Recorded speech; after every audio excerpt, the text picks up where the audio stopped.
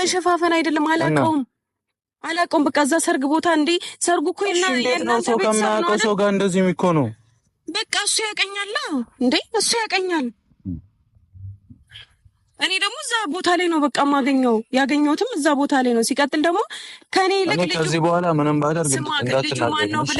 ከዚህ በኋላ እንዳትናገሪ ማለት ከዚህ በኋላ እኔ ምንም ባደርግ እንዳትናገሪ እንዴት ነው ማልናገር እናገርሃለሁ እንጂ እንዴ አትናገሪኝም ማለት አያገባሽማ እንዴ ምን ሆነክ ነው ያስበኝ ላላደረኩት ነገር እንዴት ነው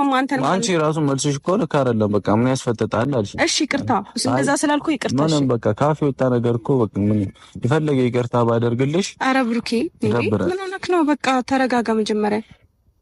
አይ እሺ ሆነልሽ እኔ እንደዚህ እንድትመልሽልኝ አልፈልግም እሺ ይቅርታ